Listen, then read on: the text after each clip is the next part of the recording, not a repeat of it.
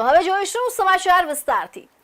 સુરત શહેરના કતારગામમાં આવેલા નાસિરનગર સ્લમ એરિયામાં થયેલી ડિમોલિશન કામગીરીનો વિવાદ વકર્યો છે। 100 જેટલા મકાન તોડી ગરીબોનો રસ્તા પર લવાયા બાદ હવે આ મકાન કોણે અને કયા નિયમ હેઠળ તોડ્યા તે સ્વીકારવા કોઈ તૈયાર નથી। ડિમોલિશન સમયે મહાનગરપાલિકા અને પોલીસની હાજરી હોવા છતાં આ ડિમોલિશન મહાનગરપાલિકાએ કર્યાનો ઇનકાર કરવામાં આવી રહ્યો છે। હવે આ વિવાદમાં ભાજપના જ ધારાસભ્ય વિનુ મોરડિયાની એન્ટ્રી થઈ છે। વિનુ મોરડિયાએ પણ સ્વીકાર્યું છે કે આ ડિમોલિશન કામગીરી મહાનગરપાલિકા દ્વારા કરવામાં આવી નથી। ત્યારે સૌથી મોટો સવાલ એ છે કે એક કરતા વધુ મશીનો સાથે દિન દહાડે 100 જેટલા લોકોના મકાન તોડી નાખનાર મિસ્ટર ઇન્ડિયા કોણ? નાસિરનગર ડિમોલિશન વિવાદમાં સ્થાનિક રહીશો અને પીડિતો દ્વારા જે આક્ષેપો કરવામાં આવ્યા છે તે સુરત પોલીસ તંત્રની વિશ્વસનીયતા પર કલંક સમાન છે। સ્થાનિક લોકોના જણાવ્યા અનુસાર જ્યારે તેમના ઘરો પર જેસીબીના પંજા ફરી રહ્યા હતા અને ગરીબ મહિલાઓ બાળકો પોતાના આશિયાના બચાવવા આક્રંદ કરી રહ્યા હતા ત્યારે ત્યાં ખાખી વર્દીમાં પોલીસ જવાનો પણ તૈનાત હતા। અહીં કાયદો અને વ્યવસ્થાની સ્થિતિ સામે સૌથી મોટો સવાલ એ ઊભો થાય છે કે જો આ ડિમોલિશન ગેરકાયદેસર કે કોઈ અનધિકૃત લોકો દ્વારા વહીવટી તંત્રના નામે કરવામાં આવી રહ્યું હતું તો ઘટના સ્થળે હાજર પોલીસ ફોર્સે કેમ કોઈ સવાલ ન કર્યા? શું પોલીસે તોડફોડ કરનારી ગેંગ પાસેથી મહાનગરપાલિકાનો સત્તાવાર ડિમોલિશન ઓર્ડર કે મેજિસ્ટ્રેટની પરવાનગીનો કાગળ માંગવાની તસદી લીધી હતી ખરી? ધોળા દિવસે આખા વિસ્તારમાં ગેરકાયદે તોડફોડ થઈ જાય, સેંકડો લોકો બેઘર બની જાય અને પોલીસ તંત્ર મૂક પ્રેક્ષક બનીને તમાશો જોતું રહે અથવા આડકતરી રીતે મદદ કરતું હોય તે સુરત પોલીસની અત્યાર સુધીની સૌથી મોટી અને ઘોર બેદરકારી સાબિત થઈ રહી છે। ઉચ્ચ પોલીસ અધિકારીઓએ પણ હવે આ મામલે સ્થાનિક પીસીઆર વાન અને સુરક્ષામાં તૈનાત સ્ટાફની ભૂમિકાની આંતરિક તપાસ કરવી પડે તેવી નોબત આવી છે। ધારાસભ્ય વિનુ મોરડિયાના નિવેદન બાદ સુરત મહાનગરપાલિકાના જે અધિકારીઓ અત્યાર સુધી પોતાનો બચાવ કરી રહ્યા હતા તેઓ પણ હવે કાનૂની અને નૈતિક કઠેડામાં આવી ગયા છે। સવાલ એ થાય છે કે સેન્ટ્રલ ઝોનની આખી ટીમ જ્યારે ત્યાં રોડ લાઇન દોરીની કામગીરી કરવા માટે હાજર જ હતી અને તેમની બરાબર નજર સામે જ કોઈ અજાણ્યા લોકો ગેરકાયદેસર રીતે જેસીબી મશીનો ચલાવીને લોકોના મકાનો તોડી રહ્યા હતા ત્યારે પાલિકાના જવાબદાર અધિકારીઓએ આ ગેરકાયદેસર તોડફોડને તુરંત અટકાવવાનો પ્રયાસ કેમ ન કર્યો? શહેરના કાયદા મુજબ પાલિકાની હદમાં પરવાનગી વગર એક ઈંટ પણ મૂકવામાં આવે તો મનપાના જે તે ઝોનના અધિકારીઓ દોડતા થઈ જાય છે તો પછી અહીં આખા મકાનો જમીન દોસ્ત થઈ રહ્યા હતા ત્યારે અધિકારીઓએ કયા કારણોસર મૌન ધારણ કરી લીધું? શું પાલિકાના કેટલાક ભ્રષ્ટ અધિકારીઓની આ નકલી ડિમોલિશન કરનારા તત્વો સામે અંદરખાને કોઈ મિલીભગત હતી? આ તમામ સવાલો હાલમાં સુરતના સાર્વજનિક અને રાજકીય વર્તુળોમાં ભારે ચર્ચાનો વિષય બન્યા છે। એક તરફ ગુજરાતમાં હવામાન વિભાગ દ્વારા આગામી દિવસોમાં વાવાઝોડા અને તોફાની વરસાદની ગંભીર આગાહી કરવામાં આવી છે। વાતાવરણ પલટાઈ રહ્યું છે ત્યારે બીજી તરફ કોઈ પણ આગોતરી લેખિત નોટિસ આપ્યા વગર વહેલી સવારે અચાનક ત્રાટકેલા આ ડિમોલિશનને કારણે 100થી વધુ શ્રમિક અને અત્યંત ગરીબ પરિવારો પોતાના નાના બાળકો, વૃદ્ધો અને ઘર વખરીના સામાન સાથે ખુલ્લા આકાશ નીચે રસ્તા પર આવી ગયા છે। વહીવટી તંત્રની આ સંવેદનહીનતા અને લાપરવાહીના કારણે સ્થાનિક જનતામાં શાસક પક્ષ અને કમિશનર પ્રશાસન સામે ભારે રોષ ફાટી નીકળ્યો છે। પીડિતો ન્યાય માટે અને પોતાના આશિયાના તોડનારા ગુનેગારોને જેલ ભેગા કરવા માટે આક્રંદ કરી રહ્યા છે। જે પ્રકારે આપને મીડિયા મારફત મને માહિતી બધી મળી છે પીડિત જે કોઈ ત્યાં કોઈ હોય એમાંથી કોઈ મને રજૂઆત કે ફરિયાદ મળેલ નથી પરંતુ જે મીડિયા દ્વારા મને માહિતી મળી એના આધાર ઉપર મેં સુરત મહાનગરપાલિકાના કમિશનર જોડે મેં વાત કરી છે। આજે જ મને જવાબ મળ્યો છે કે મ્યુનિસિપાલિટી તરફથી કોઈ કાર્યવાહી કરવામાં આવી નથી। જે કોઈ કર્યું છે અન્ય વ્યક્તિએ કોઈએ કર્યું છે સુરત મહાનગરપાલિકામાં ક્યાંય નથી। સર લોકો રસ્તા પર આવી ગયા છે? હા, એ રસ્તા પર આવ્યા છે। જે કોઈ ઘટના બની છે એની આગળ હું તપાસ કરીશ કે કોણે આ કામગીરી કરી છે અને કયા નિયમ મુજબ કરી છે। સર, જ્યારે ઘટના બની ત્યારે સુરત મહાનગરપાલિકાના કર્મચારીઓ ત્યાં હાજર હતા, પોલીસ હાજર હતી?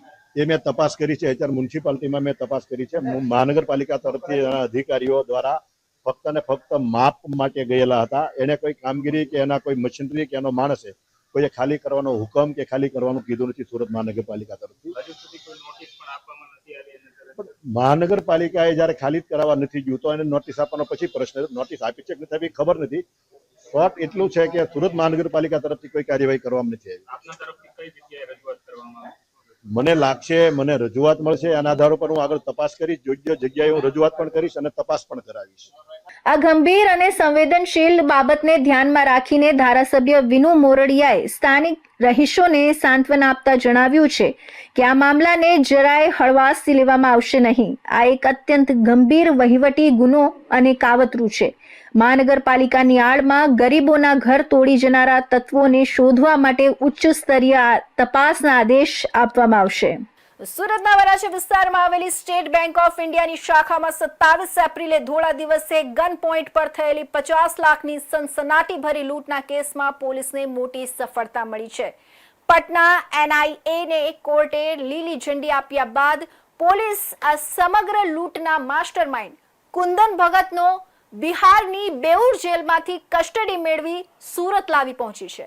ગત 27 એપ્રિલના રોજ વરાછા રોડ પર આવેલી એસબીઆઈ બેંકમાં પિસ્તોલ સહિતના હથિયારધારી લૂંટારુઓની ટોળકી ત્રાટકી હતી અને સ્ટાફ તેમજ ગ્રાહકોને બંધક બનાવી માત્ર ગણતરીની મિનિટોમાં રૂપિયા 50 લાખની રોકડ લૂંટીને ફરાર થઈ ગઈ હતી.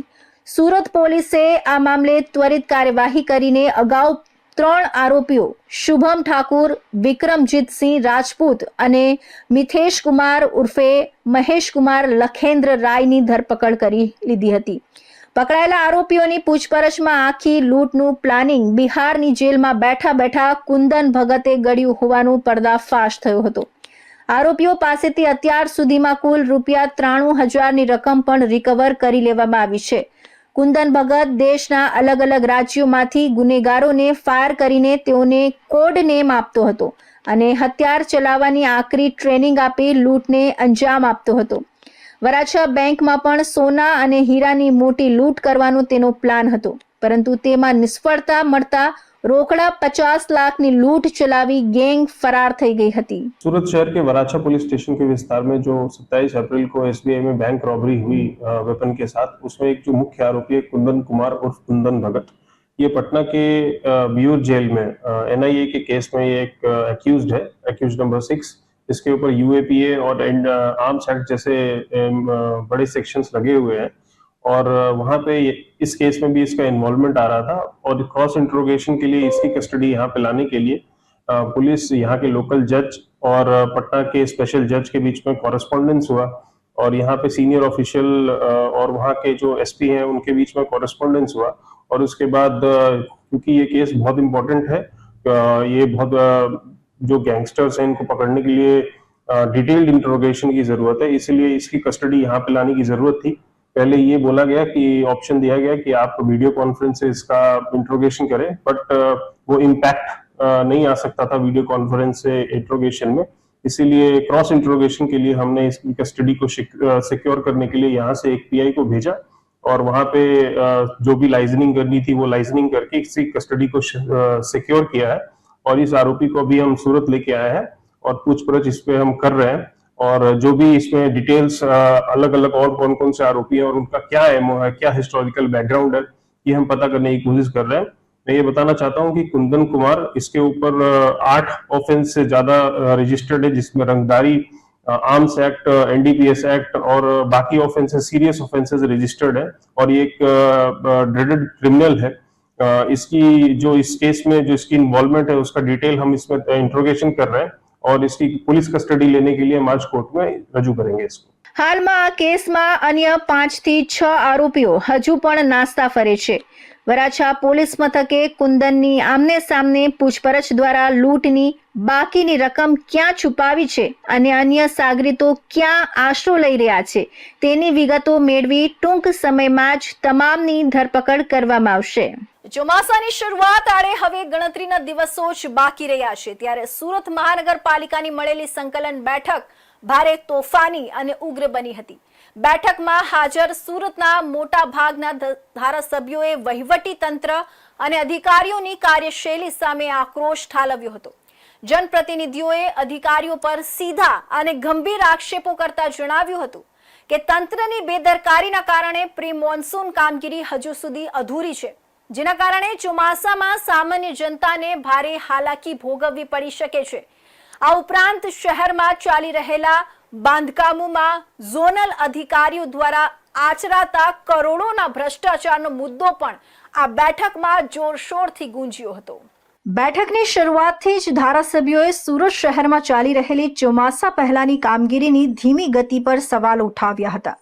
84ના ધારાસભ્ય સંદીપ દેસાઈ અને વરાછાના ધારાસભ્ય કુમાર કાનાણીએ આ મુદ્દે વહીવટી તંત્રને આડે હાથ લીધું હતું. ધારાસભ્યોએ આક્રોશ સાથે જણાવ્યું કે દર વર્ષે પ્રી મોન્સૂન કામગીરીના નામે કરોડો રૂપિયાના ટેન્ડરો બહાર પાડવામાં આવે છે, પરંતુ ધરાતલ પર પરિસ્થિતિ જસની તસ જ રહે છે. લાઇનોની સફાઈ, ડ્રેનેજ નેટવર્કનું સમારકામ અને નીચાણવાળા વિસ્તારોમાં પાણી ભરાવાની સમસ્યાના કાયમી ઉકેલ માટે જે આયોજન થવું જોઈતું હતું તેમાં અધિકારીઓએ ભારે આળસ દાખવી છે. સંદીપ દેસાઈએ ચીમકી ભર્યા સ્વરે જણાવ્યું હતું કે જો પ્રથમ વરસાદમાં જ શહેરના રાજમાર્ગો કે સોસાયટીઓમાં પાણી ભરાશે તો તેની સીધી જવાબદારી સંબંધિત ઝોનના વડા અને એન્જિનિયરોની રહેશે. બેઠકમાં તમામ અધિકારીઓને આદેશ આપવામાં આવ્યો છે કે કાગળ પર કામ બતાવવાનું બંધ કરી બાકી રહેલી તમામ કામગીરી યુદ્ધના ધોરણે અને ગુણવત્તાયુક્ત રીતે તાત્કાલિક પૂર્ણ કરવામાં આવે. આ સંકલન બેઠકનો સૌથી મોટો અને ચોંકાવનારો વળાંક ત્યારે આવ્યો જ્યારે વરાછા, પૂણા અને નાના વરાછા જેવા વિસ્તારોમાં થઈ રહેલા ગેરકાયદે બાંધકામો અને કોમર્શિયલ કોમ્પ્લેક્સનો મુદ્દો ચર્ચાયો હતો. ધારાસભ્ય કુમાર કાનાણીએ સુરત મહાનગરપાલિકાના ઝોનલ અધિકારીઓ પર ભ્રષ્ટાચારના અત્યંત ગંભીર અને સણસણતા આક્ષેપો કર્યા હતા. ખાસ કરીને પૂર્વ ઝોન હેઠળ આવતા વરાછા, પૂણા અને નાના વરાછા વિસ્તારમાં છેલ્લા કેટલાક સમયથી કોમર્શિયલ પ્રોપર્ટી અને હાઈરાઇઝ બિલ્ડિંગોના બાંધકામમાં નિયમોના ધજાગરા ઉડી રહ્યા હોવાની ફરિયાદો ઉઠી રહી છે. ધારાસભ્યોએ બેઠકમાં પુરાવા સાથે રજૂઆત કરી હતી કે પાર્કિંગની જગ્યા ન હોવા છતાં ઓક્યુપન્સી સર્ટિફિકેટ, BU પરમિશન વગર જ મોટા કોમ્પ્લેક્સ ધમધમી રહ્યા છે. રહેણાંક વિસ્તારોની અંદર રોડ પરના મકાનો લઈ, પ્લોટો લઈ અને કોમર્શિયલ બાંધકામોનો ખૂબ મોટો રાફડો કાઢ્યો છે. અને આ કોમર્શિયલ જે બાંધકામો થયા છે એના કારણે સોસાયટીમાં રહેતા લોકોને ખૂબ મોટી મુશ્કેલી ઊભી થઈ છે અને ટ્રાફિકની સમસ્યાઓ અને રોડ બંધ કરવાની સમસ્યાઓ ઊભી થઈ છે. અધિકારીઓ આ કોમર્શિયલ મકાનો બંધાવવા માટેના ખૂબ મોટા પ્રમાણમાં કરોડો રૂપિયાનો ભ્રષ્ટાચાર થઈ રહ્યો છે અને ખૂબ વ્યવસ્થિત પ્લાનિંગ સાથે અધિકારીઓ કામ કરી રહ્યા છે. મારી માગણી છે કે આવા અધિકારીઓ સામે પગલાં ભરવા જોઈએ. બેફામ ચાલતા કોમર્શિયલ કામો રેસિડેન્ટની અંદર બંધ થવા જોઈએ. સણિયા વિસ્તારની અંદર કોટેજ ઇન્ડસ્ટ્રી પાસ થાય છે, મંજૂર થાય છે કોર્ટ એનો પ્લાન, પણ બેફામ જે કામ થાય છે એ કામની અંદર મને કોઈ વાંધો નથી. કામ થવું જોઈએ, ઇન્ડસ્ટ્રી થવી જોઈએ, રોજીરોટી લોકોને મળે, પરંતુ આ તમામ મકાનો ને પૈસા ભ્રષ્ટાચાર વગર કોઈ કામ થતું નથી. જે માણસ કોઈ મકાન બાંધે છે, ઇન્ડસ્ટ્રીની અંદરની જે મકાન બાંધે એ તમામ લોકો આપણા અધિકારીઓ અને એના દલાલો સાથે વહીવટ કરીને ભ્રષ્ટાચારથી બેફામ બાંધકામો ચાલી રહ્યા છે. મારી માગણી છે કામ થાય, ઇન્ડસ્ટ્રી ઊભી થાય, મને કોઈ વાંધો નથી, પણ ભ્રષ્ટાચાર થયા પછી બાંધકામ થાય તો આપણે એને બાંધકામ કરવા દેવા જોઈએ, થવા દેવું જોઈએ. પણ ભ્રષ્ટાચાર થાય, પૈસા આપે તો જ બાંધકામ થાય, પૈસા ન આપે એનું ડિમોલેશન થાય, આ બંધ થવું જોઈએ, આવી મારી માગણી છે. આ પ્રકારના બેદરકાર બાંધકામોના કારણે ભવિષ્યમાં ટ્રાફિક અને સુરક્ષાની મોટી સમસ્યાઓ સર્જાશે. ધારાસભ્યોએ કડક માંગ કરી છે કે આવા તમામ શંકાસ્પદ બાંધકામોની તટસ્થ તપાસ કરવામાં આવે અને ભ્રષ્ટ અધિકારીઓ વિરુદ્ધ કડક ખાતાકીય પગલાં લેવામાં આવે. જનપ્રતિનિધિઓના આક્રમક વલણ અને ખુલ્લેઆમ લાગેલા ભ્રષ્ટાચારના આક્ષેપોને પગલે સંકલન બેઠકમાં હાજર અધિકારીઓના હોશ ઉડી ગયા હતા.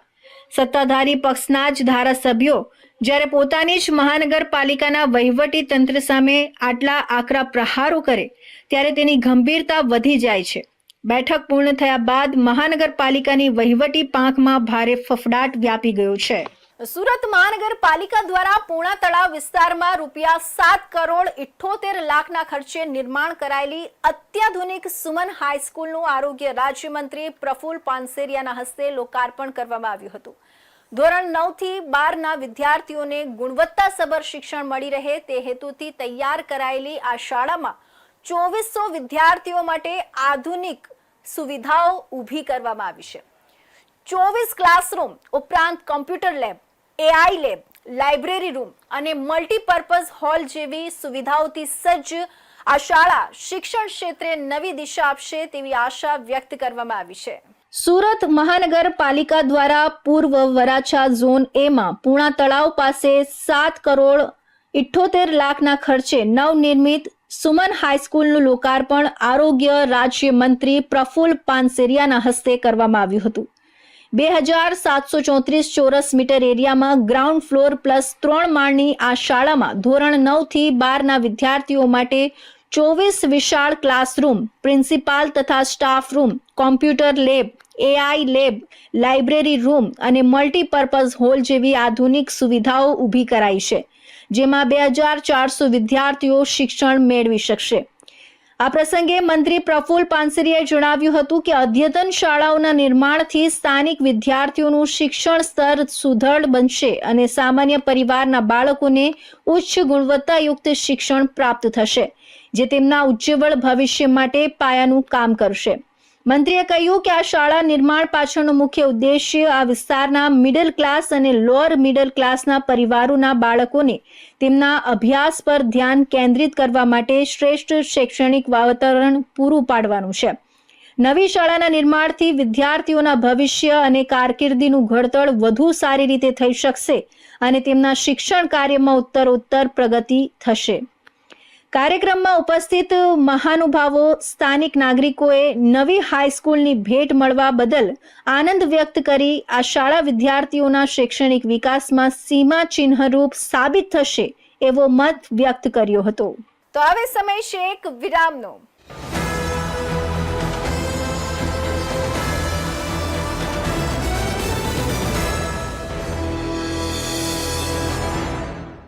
મુદ્દાઓ છે દેશના, પેનલ પર થશે ચર્ચા, વાતમાં થશે સ્પષ્ટ સંવાદ. અમે લાવીએ છીએ તમારા પ્રશ્નોને મંચ પર.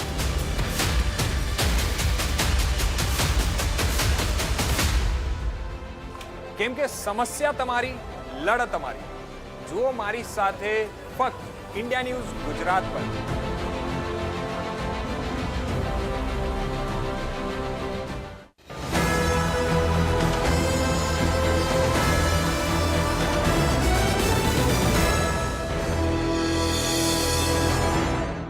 વિરામ બાદ ફરી આપ સૌનું સ્વાગત છે. સુરતના રાંદેર વિસ્તારમાં રહેતા અને ધોરણ 12 કોમર્સમાં અભ્યાસ કરતા સામાન્ય પરિવારના યુવકે પોતાની અદ્ભુત કળા અને વડાપ્રધાન નરેન્દ્ર મોદી પ્રત્યેના આદરના જોરે આખું સ્ટેજ ગજવ્યું હતું. સુરતમાં જાહેર કાર્યક્રમ દરમિયાન ચાલુ સંબોધનમાં વડાપ્રધાન નરેન્દ્ર મોદીની નજર સભામાં ઉભેલા એક યુવકના હાથમાં રહેલા વિશાળ પોર્ટ્રેટ પર પડી હતી. પીએમ મોદી ચિત્ર જોઈને એટલા આકર્ષિત થયા કે તેમણે મંચ પરથી જ યુવકના વખાણ કર્યા. એટલું જ નહીં પણ મંચ પર બોલાવીને તેની ભેટનો સ્વીકાર કર્યો હતો. આ દ્રશ્ય જોઈ આખી સભા તાળીઓના ગળગળાટથી ગુંજી ઉઠી હતી. રાંદેર વિસ્તારમાં રહેતા અને ઓટો પાર્ટ્સના બિઝનેસમેનના દીકરા દેવ પટેલે વડાપ્રધાન મોદીને પોતાના જીવનના આદર્શ માન્યા છે. ચિત્ર તૈયાર થઈ ગયા બાદ વડાપ્રધાનને તે રૂબરૂ અર્પણ કરવાની દેવની તીવ્ર ઈચ્છા હતી. જો કે વડાપ્રધાન સુધી પહોંચવું સરળ ન હતું. કાર્યક્રમમાં દેવ પટેલ વડાપ્રધાનને ચિત્ર આપવાની આશા સાથે પહોંચ્યો હતો. વડાપ્રધાન જ્યારે સ્ટેજ પરથી જનમેદનીને સંબોધિત કરી રહ્યા હતા ત્યારે જ તેમનું ધ્યાન દેવના હાથમાં રહેલા સુંદર પોર્ટ્રેટ પર ગયું. વડાપ્રધાને ચાલુ સંબોધનમાં જ યુવકની કળાની પ્રશંસા કરી હતી અને મંચ પરથી આ ભેટનો સહર્ષ સ્વીકાર કર્યો હતો. પીએમ મોદીએ યુવકની પીઠ થાબડીને તેને જીવનમાં આગળ વધવાના આશીર્વાદ આપ્યા હતા. અને આપણું સુરત મજામાં ને? તું શું લઈ આવ્યો છો ભાઈ?